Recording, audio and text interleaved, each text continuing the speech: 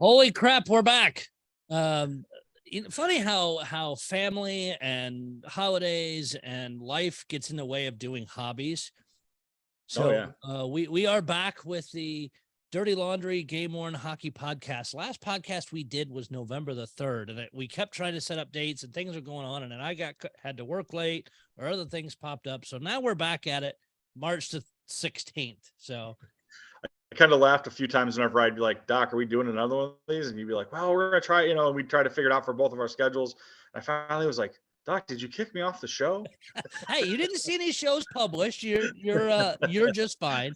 Of course, Wade joining me as well. I was hoping to have Paul in with us tonight, but he was traveling out to Seattle to see a game out there and do some other stuff. So I know hopefully we'll hear from him next week. I'm working on a couple different current and former equipment guys from around the league. Those should be coming soon. So we've got a lot of stuff coming.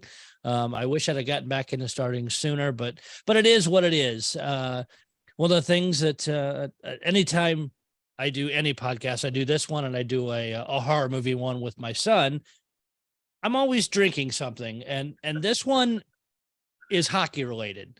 I don't care if you like the guy as a player or not. As a Blues fan, Wade, we always despised him. Was Eddie Belfour. Yeah. However, super great guy in real life. Yes, and makes a hell of a bourbon. I'm drinking Belfour bourbon this evening, of course, in a Blues glass, so that's a little funny. Of course. But if you are a bourbon drinker and have not tried this, I highly recommend it. It is a little high money wise. It runs $75 a bottle for the base level one, and then it goes up from there. But the stuff is amazing, and it also ties back several years back. 5+ I think actually, to the Game Worn community. If you remember, 5+ years ago, Eddie Belfour auctioned everything he had. It was to go to fund this bourbon. Mm-hmm. So pretty cool. Yeah. So I thought that was kind of a neat thing to, and again, I usually drink this when I'm doing a podcast just because it's a good drink. And Eddie as a player never missed a bourbon either. I mean, as a young guy. No, he did not.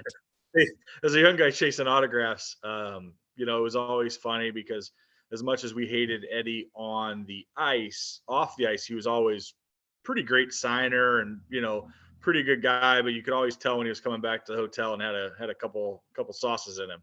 Yes. But good guy. I actually met him a couple of times. I was actually at Classic Auctions, doing some stuff for those guys years ago. And it was the same day that Eddie was there, and he was actually there with his son and got to spend a day with him. And of course, getting wrote about being a Blues fan was pretty great. So yeah. And it's funny because he'll go around now to different liquor stores around the country and do bottle signings. And I've seen a lot of people post where they've taken, be it Dallas, Chicago, teams he's played for, taking jerseys, and then they buy a bottle, have him sign both, which is cool. I'm hoping they'll get him around here for that. But again, even bourbon can go back to Game Worn collecting. So if anybody bought any of the Eddie Belfour collection stuff several years ago, it went to fund this fantastic liquor. And again, pick up a bottle. If you do and you've tried it, let me know. Send me a message through podcast page or wherever else. I'd love to hear about it. Even dropped a bottle when I went to Blues Fantasy Camp last fall, took a bottle down there. So several of us were drinking at campers, and had Mike McKenna as the goalie, had him drink some, but all that good stuff. Some of the other, we're just kind of touch some different things in episode 14 of things going on in the hobby, some interesting pieces. One of the big things you're leaving for tomorrow is one of the many fantastic expos. Francis Radney's Nova. Yeah, yes. The North Virginia Expo, which is it's actually my second year going. I went last year as well. Great networking event, and also realistically, some really amazing like old school East Coast collectors and collections, and some kind of names of the game, if you would. Like I know this year, Milt Byron's going to be there this year, and there's this, Migray is there, and there's so many really kind of big players in the community, which is fun. And it's funny beyond the event itself. There's some really cool like Friday night trading things where guys get together in each other's rooms and you get to handle some incredible stuff and talk to guys, and super cool event. So I'm actually torn because the Blues play Washington in Washington tomorrow night, and I will be there. But if I went to the game, I would have to like miss the Friday night fun. So I will be watching the Blues game, but not attending. But see, we're already out of the playoffs. We're not playing good. So you know what? It's a good pass, because again, it's the camaraderie of this stuff, is because the event's going on in Sterling, Virginia, at the Holiday Inn there, just all day Saturday. Starts 9 a.m. to 5 p.m. 30 plus vendors coming out, and just going to be a great time. But yeah, it's that night before when a lot of guys come in from out of town and a lot of action, hanging out around the bar, or like you said, going to different rooms and making deals, or touching rare stuff. I got to do that years ago with a Gordie Howe jersey and some other stuff that my Gray had brought to a Chicago show. Same thing, is just be able to be in the presence of some of this uber rare and historic items. It's mind blowing. Well, and the other thing I always add to that, the stuff is cool, but the people are cool too. So there's so many guys that are, and there are friends, and they're friends in the hobby. And sometimes you don't necessarily get to meet those people, or you've never seen them face to face. I was actually talking to Ken Sobel today, and we were joking around. Oh, you mean that old fart? Come on. Yeah, we were talking. You and I both love Ken. Oh, I love Ken. We were kidding around about, like on our Blues page and whatever, like my picture is always my picture on my Facebook page, and like Ken right now, I think has a Buckeye from the Ohio State, and like Grissom has like a picture of Cujo and whatever. And I'm in St. Louis, and your picture is sometimes you in a hockey helmet, or like it's kind of sporadic, Yep. Or I put Bobby Plager's number up there for a while. For sure. And we joke around, but like when I walk into a Blues game now, a lot of times, like there's people, we got over 1,000 members in that group, and it's always funny is like occasionally somebody will come up to me at a Blues game when I'm looking through racket jerseys, or just walking through the thing, or getting ready to go to the summer sale, and people will come over and be like, oh, hey, how are you? And they talk to us about our page and how much they enjoy it and what have you. So Ken was joking, back to Ken was kidding that like with my face being out there, that everybody always says hi to me, and it's, I get a kick out of it. I try to be pretty nice about that, but a lot of people think. And again, it's making those connections when your expo is in October, the St. Louis Expo, and it's bringing people in, even guys that we've talked to on the page, or people reach out. Yeah. Some reach out to us a lot for, hey, I'm looking to buy this jersey, I'm looking to sell this jersey. What do you think the value is? Or I'm trying to research this stuff, and we may have never seen them face to face. But then at the expo, you get to sit down, and it's not just a chat. You're in person, and it may be a 45-minute conversation. And that's what and going to the Nova, Francis puts on this show, and I'm going to get it wrong, but I want to say this is like the 17th Nova. And Francis came out to my expo, and we were talking about like, the first year there was like 4 people there, at his, and he was talking about how it's grown and changed. And my first expo in St. Louis ended up me and 2 guys sitting at like it wasn't even like I don't even count it as my first one, but it was my first attempt at getting people to get together for this. But the people are where it's at, there's so many people that I'm going to get to see or talk to that I've either met last year or do business with or whatever. And they're our friends, but you don't get to see them every day. And, right. Or you get to meet them for the first time, and it's incredible, and it's a fun hobby. Yeah. And you're looking at everybody's collection, because it's you may not be a fan of a particular team somebody collects, but it's cool to see what the teams do with customizations, repairs, certain players. Tagging. The tagging, or certain players that just put a great stuff on the ice so you can see what kind of wear their jerseys get. Even if you don't collect that team, it's neat to see how others do it and share stories. Oh yeah, I have to go stand in line for 6 hours when my team puts the stuff up because it's only in person, or this, that, whatever. Yeah. And it's connecting all that. And I mean, we've had people reach out, well, I don't really collect jerseys, can I still come? I'm like, everybody's welcome. We want to introduce you to this stuff. It goes beyond jerseys, the sticks, the pucks, the gloves. I mean, there's people collect, I always laugh when people send me a message or like be like, oh, do you collect sticks or pucks? And I'm like, man, if I collected anything more than what I do, I'd be in a lot of trouble. Right. You Need a 3 know? times bigger house. Yeah, absolutely. But so yeah, the Nova's great. I'm really excited to see. I'm getting picked up by a couple guys, and like we're gonna go get food when we get there. And then, like I said, I'm skipping the Blues game just to be for the experience Friday night, and then we all get dinner together. They're in that hotel. There's like a little like bar and grill kind of thing that's in the hotel. So we'll all have dinner together and then do the walking around. And then, Saturday is a full day. And then again, like Francis actually puts together, we all go to a dinner on Saturday night where most of the guys have stayed around or are still staying in the hotel. We'll go have a dinner. And, I'm a worker bee. I work a lot. I put a lot of time into the things I do in my life. So it's pretty hard to get me on an airplane anymore, especially with my past of traveling for work.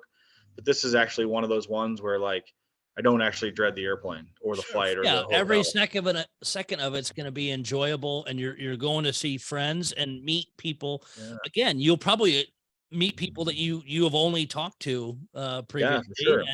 and be able to put the names with the faces. And one of the other things that helps with that, and it is across the hobby, is we talk to guys that, "Hey, I'm looking for this thing or this player or whatever," Yeah, and we may not collect that, but now that's in the back of my head if I see it pop up. Kind of transitioning into the next topic here, the Blues have been doing it, some other teams have as well, is putting out old stuff, and I mean hmm old stuff. The Blues did a was it the Hall of Fame auction a couple weeks ago hmm through their online auction app and stuff through their phone. Well, one of the guys that collect stuff, and I knew it would be out of my price range anyway, is um, I'm now completely Yep, blanking out. Turgeon. Turgeon. Pierre, thank you, Pierre Turgeon. As soon as I saw that auction show up, I shot him a link to the Brian Clifford, shot him a Yep. link to the auction saying, "Hey, don't know if you saw this, have at it." I Uh, sent him one as well. I think there was about 4 or 5 of us who all sent him right, messages, because and we know, he and got it. yes, he did, and I will gladly step aside if it's somebody that, even if it's stuff I might be interested, but if it's their player focus or whatever, you know what, I'll step aside for that, because That's some of it is that's it's part of out of it. my price range anyway, but two, it's sometimes Sure. it's, you know what, let's spread things around a little bit.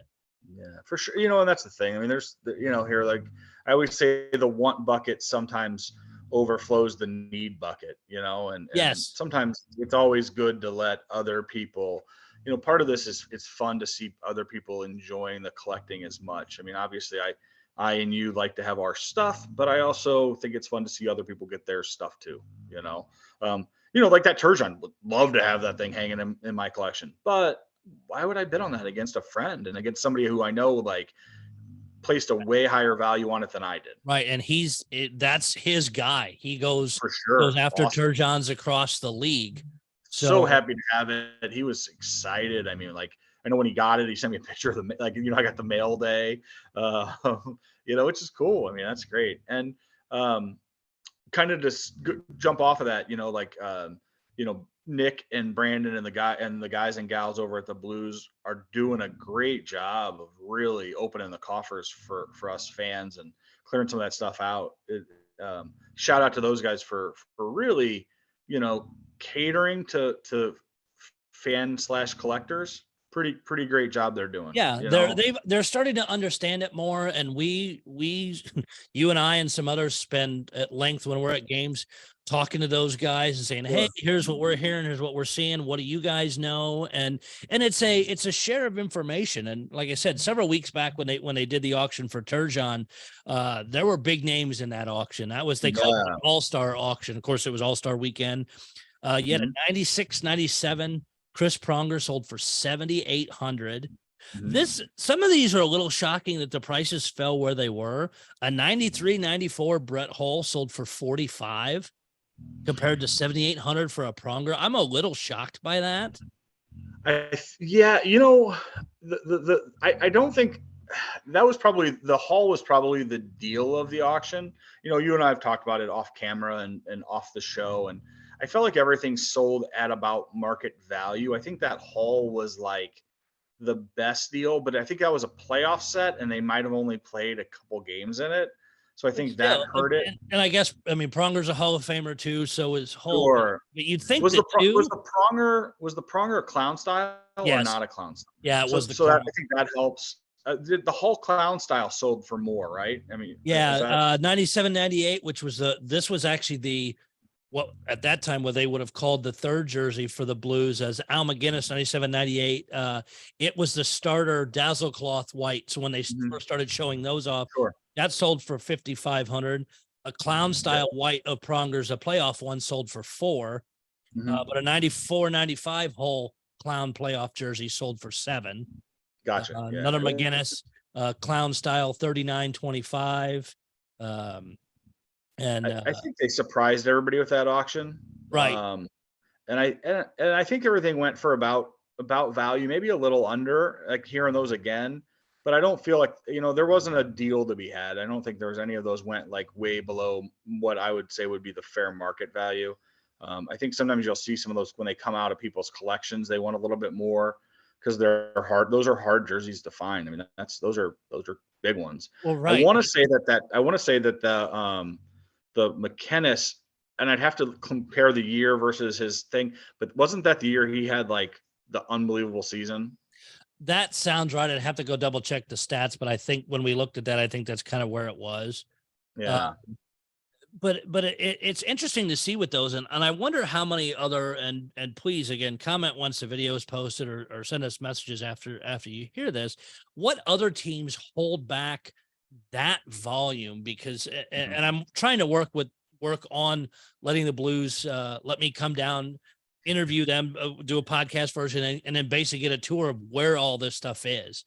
And again, I won't say, oh yeah, they've got this and this and this, but a general, here's the years that they're still hanging on to, and they slowly let that stuff trickle out. Sure. They posted some recently on their web presence of rinksidereserve.com. They've been dropping last several weeks, like every other week, as you know as well, put some older game worn jerseys. I was able to pick up for what I feel was a song. Of course, he's had a rough time at the Blues then, and then how some rough times with the Avalanche right now is Eric Johnson. But nonetheless, a top pick. Right. Yeah. Great Number player. 1 pick, and the jersey showed good wear. It was $350. That's a steal. It's a great, and that's a great player. I mean, right. It's just one of those tough guys. Blues jersey. What's that? And that's a tough Blues jersey. I mean, realistically, that's not a guy who, as a first round top tier pick, that's not a guy who, when he was here, those jerseys were hard to come by. Not a ton of them that pop up in the market. So at that price, I mean, that's a value buy all day long. Right. And they've gone, I mean, 2010, 2011, 8, 9s. And I can't, unfortunately, I haven't screenshotted the stuff that was up there, and they disappear once people buy them. My guess on all that is I think that there was that period right there, and I think they have a ton of that stuff. I think obviously the Migray years, obviously that stuff is not stuff they have. Correct. But what's interesting too, and we've researched them heavily for people and for different reasons, is there were one year that there was no set tags at all. They just have numbers written on the size tags in the neck. And I think that's a 08, 09 or 07, 08. That was when for some reason they just didn't set tag any of them. Well, I think that was when they were jumping between everybody. There was a period of time where, obviously they did the thing with custom crafted, and then those things were all tagged. And then when that faded out, there was probably a break period before the Migray thing started. And I wonder if, that's where coming back to. Actually, Migray was before this, because it was 03. Migray started in, I think, 02, 03. I think coming out of the Migray thing, pardon me then. I think coming out of the Migray thing before they figured out tagging them themselves, I think there was like a, what do we do with this? Yeah, because whoever at that time was managing that may have not known, because it does get a little messy, but you can still trace them down, and I've found several that just have the numbers, but they're still easily photo matchable. Absolutely. And I think that there's, I think that's the stuff that they have, and in bulk those years. And I mean, it's great that, heck, they can't keep it forever. So I think it's great that it's circulating out to us. And, again, I think that those guys at the Blues, Nick's doing a great job of being pretty proactive and finding us collectors, opportunities to get that stuff. Right. And it's also funny. Sometimes I look at the pricing is Eric Johnson was 350, but you have, Andy McDonald was like 500. I'm like, Sure. yeah, I don't.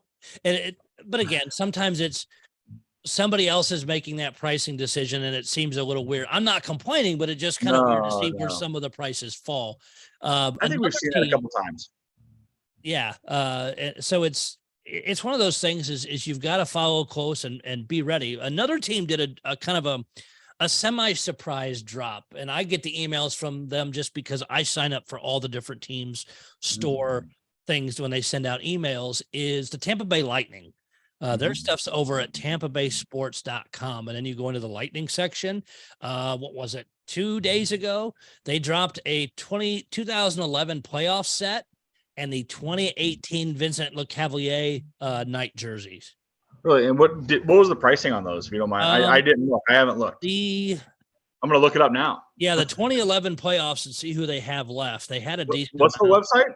It's tampabaysports.com. And then it has all the Tampa teams Lightning are listed there. Pavel Kubina is $850 for 2011 playoffs. And I don't know how deep, I don't even know if it says anything, how deep they went into the playoffs that year. I'd have to look. The pricing isn't bad on these. No, and that's that. I do like that style because of those numbers on the front. Got a Bergeron in there. Got a few I know a lot of them went quick because a lot of people were. Yeah, they got here's a Bishop 15-16 away jersey for $1,100. I mean, there's another. They have two of those. I mean, there's some. I mean, there's the Bergeron. I see that. There's some cool stuff in there. I mean, and again, not crazy prices considering the popularity and upward mobility of that team over the last couple of years. So. Right. You've got a Victor Hedman LeCavalier night one for $25.50. Yeah, I mean, here at the end of the day, South Florida a little different than St. Louis, but still on target. I mean, collector, they're not out of line. No, not at all. And the stuff that they have is very good. And they've had some game issued stuff. Again, if you're somebody that just wants a good solid jersey of a player that they may have game issued, I don't knock that because you can get some hellacious deals. Like they have the Lightning have a bunch of their alternate jerseys. And I think those are slick as hell in the black. Game issued. Oh yeah, those are gorgeous. Really? There's an issued Volkov for $400. I mean, it's issued. That's a steal price though. I mean, that's a home run for just that style jersey. I mean, heck, you couldn't get that jersey. I mean, here's the 2120, the black alternate Hedman for $2,100. I think you might have mentioned that. I mean, that's a value buy. I mean, tough jersey. I mean, that's not offline with what the Blues reverse retros and stuff are selling for star players. So it's paying attention to what some of these teams do. And it's, I mean, everybody does it different. The other kind of, and I don't want to get too deep into it because I don't like ragging on. Everybody does their things their way. But not long ago, the Detroit Red Wings did their sale with the where it was everything. You got the helmet, the gloves, the jerseys, the pants, the socks for one price. And now one guy. Yeah. Yep. You picked if the player was available, and I didn't have a chance to dig up the price list from the time, but some were $4,000 and $5,000 for the bigger names, but you got every piece of that. And I think it was their reverse retros one, if I remember correctly. I was kind of off the cuff. I should have looked that up. Yeah. But you got it all for one price. Well, now people are breaking that up and asking stupid money for pieces of it when, again, it's easy to research and go, okay, this was just sold 3 months ago or whatever the time frame is for this. And I get it. People, again, you do you. If you want to try and flip or you want to try and do whatever, that's on you. But also expect the hobby to get pissed at you. Yeah. There's the flipper mentality is always an interesting thing. I mean, there's that first come first serve thing, and I get that. Obviously, I guess we always joke around about just being a good member of the community. Um, Right. We can't I, own them all, nor can I no, afford to. no, but there's always that fair expectation that people are going to be, realistic. But at the end of the day, it's your stuff. You can put it out for whatever you want. It's also up to the purchaser to do their homework. We always Right. that's the famous Milt line. Who, Yes. who I get to see this weekend. You Milt is should gonna. get his autograph on something with do your homework this weekend. No, yeah, you know what he's doing? He's actually, I think he's got some of his like reprinted old I school like saw the that. t-shirts. I already put in a want for one. So if you want one, Doc, I could probably make that happen.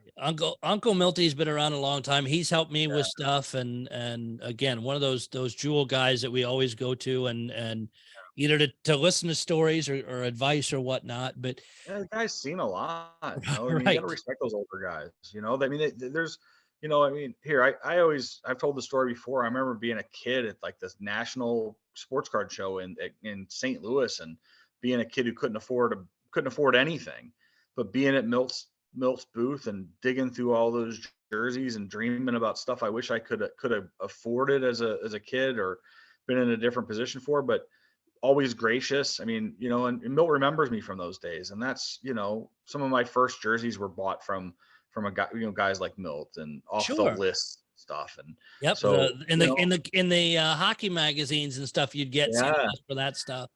yeah. You used to get the Murph one, and I remember being a kid, I'd get them. I never bought anything because I couldn't, wasn't in a position, but still always wanted to get it in the mail. Right. Some other auction notices or things if you're not paying attention. I try to kind of do loops of places to look to let people know if stuff's out there.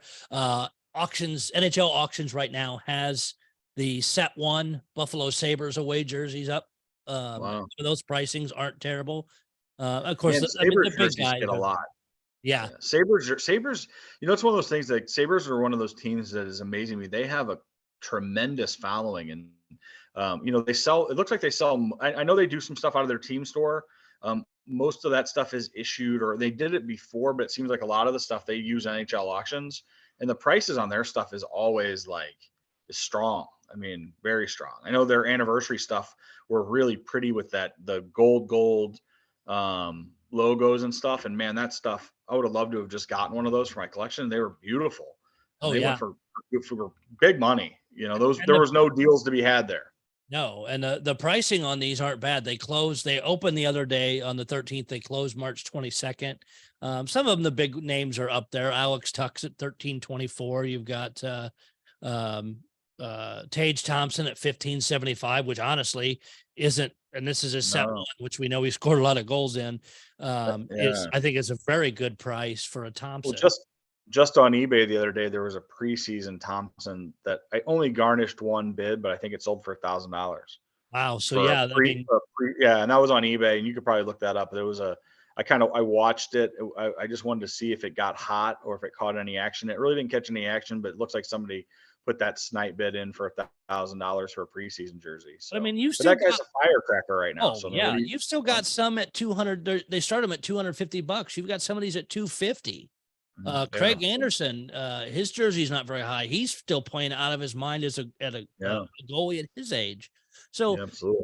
look at those places again. eBay is still a place to go. I think it's dying off some Yeah, I think because the of all fees are the starting to hurt cost. eBay. Yeah, the fees kill eBay. It's hard to, as a buyer, you're gonna pay up. The days of like I bid 400, I'm gonna send the guy $400 are over. Nowadays it's 400 plus the tax. They're gonna hit you with taxes. So if you're buying anything expensive on eBay, you're getting hammered there. Right. So, and then the seller costs on eBay have made it where I think a lot of guys are starting to find alternate places to do Well, that. Facebook, I mean, a lot of it, Facebook uh, marketplaces help with that, and the Facebook groups like ours and the game worn hockey jersey group and those different ones.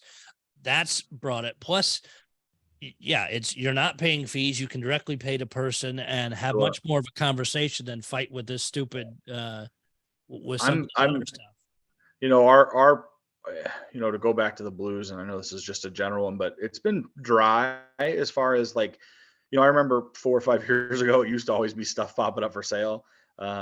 Speculating that with us not making the playoffs and stuff like that, I have a feeling we're going to start seeing some more stuff pop up around there. But I also think there's been so much stuff out there with the Blues releasing so much stuff over the last couple of years and what have you. So it's going to be an interesting time as a Blues collector. Right. And of course, they're not making the playoffs, so their sale should be much sooner than it normally is. Yeah, it's going to be well, and here's the thing. They still have, they never did set one road, correct? The white road, did they ever do that? I'd have to look, but I don't think so. So they have at least set 2 home and away. I think they still have set 1 road. They've got the heritage jerseys that we haven't seen, and I'm assuming they probably only wore 1 set this year of those. Yep. And then they got the retros jerseys. Yep. Yeah, they got those. They wore one night. And then, obviously they sold the reverse retros. So, and those I thought the pricing was pretty good on too. And most teams on average, a lot of the price, because I've looked at how other teams or have either sold them or migrate selling them. And overall, I kind of see the pricing in a general ballpark across the board. Yeah. I felt like the Blues prices on those were about what was expected. I didn't expect for a lot of those to be under 1,000. They'll end up having, in the past they've ended up, I can't remember if they did them in this last auction. They'll end up having the issued ones pop up at some point, and it seems like at the end of the year usually they do an auction with a bunch of issued stuff. So yeah, or that stuff has been popping up in a lot of this rinkside pop-ups, and who knows what, they're keeping us on our toes. Right. Of course, then this is a little bit of a different story, but still kind of falls into the game worn stuff. Is if you've seen them either show up, I posted pictures of them because I was able to buy one at cost. Is the Blues for the Winter Classic this year had ordered through Warrior player bags, toiletry bags, coaches bags, and even team stick bags. Mm-hmm. When they came in, they were baby blue.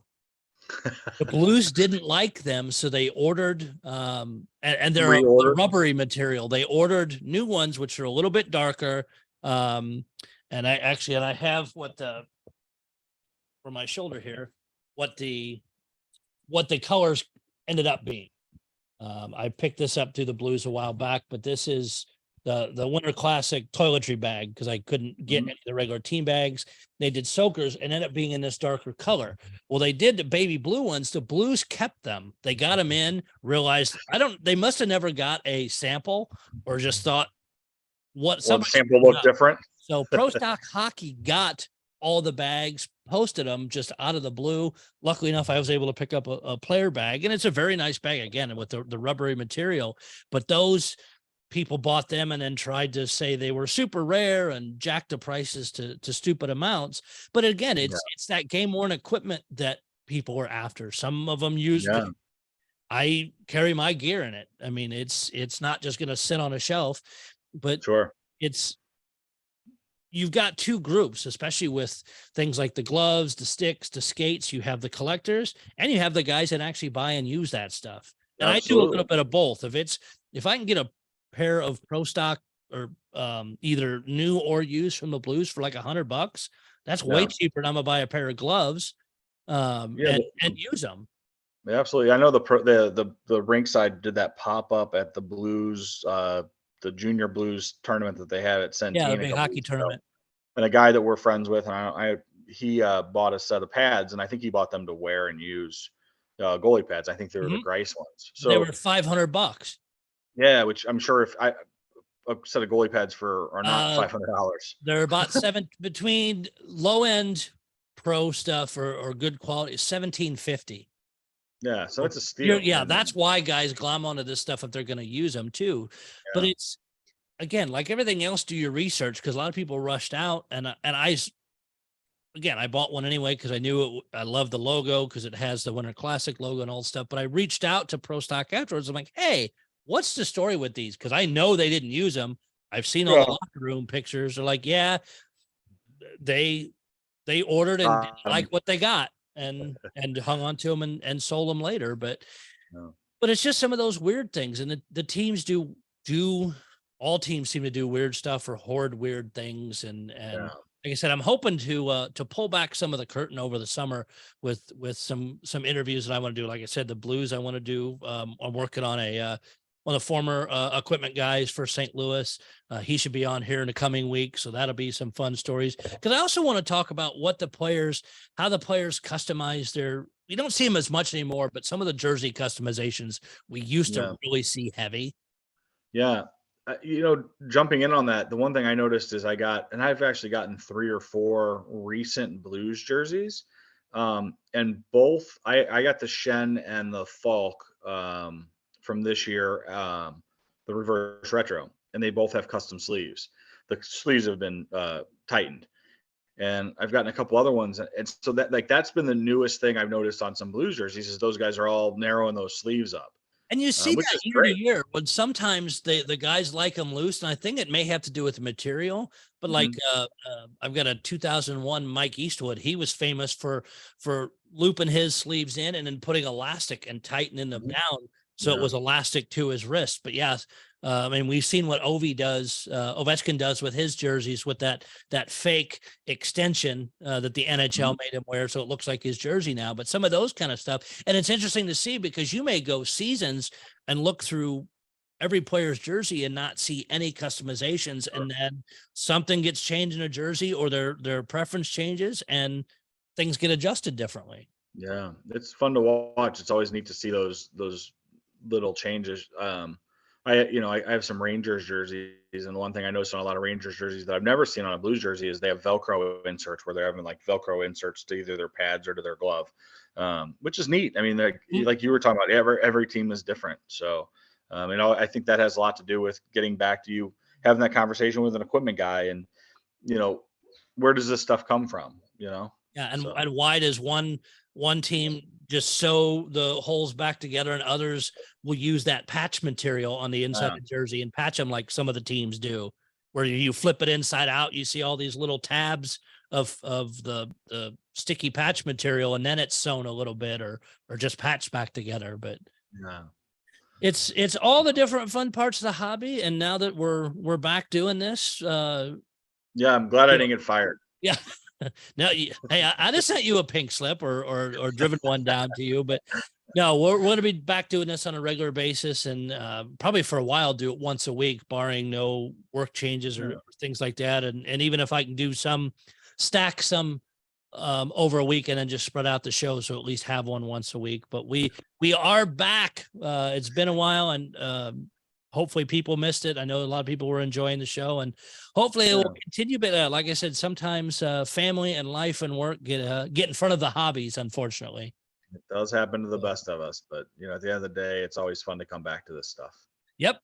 Because I mean, as I think we beat this to death with probably every episode we've done, is it's not just about the jerseys and stuff. It's the friendships we make and just the camaraderie we have as a community. So it's awesome. It's awesome. I've found what I consider to be like full-time life friends through this, and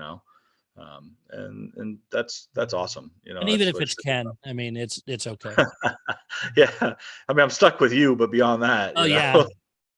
Hey, I know how to run the technology, so that's where I come to play with stuff. But I know you're flying out in the morning. Please have a safe trip out to Nova. Give my best to everybody out there, and hopefully you'll come back with some good stories. Again, a reminder, if you haven't heard, don't know anything about it, you should by now. But 17th annual Nova Expo going on Saturday, March 18th. The Northern Virginia Game Worn Jersey Expo. It is at the Holiday Inn there in Sterling, Virginia. 30 plus vendors, this is right off their website, 30 plus vendors out there. Plus you can meet Wade, get his autograph for doing this podcast and stuff. And again, if you guys listen to this, if you have ideas of a show you want to come on and talk about your collection, whatever, reach out. We keep wanting to expand this and get other people on because we can only ramble so much. don't be shy. I mean, I think it's, we're both happy to get on here and do it, but I think it's cool to get more people and more opinions and more views, Oh from different yeah, angles. So don't it's be shy. no, it'll be fun. Another episode in the books. Wade, thanks so much again. Safe travels tomorrow, buddy. Can't wait to hear all the stories from Nova. See you, buddy. Take care.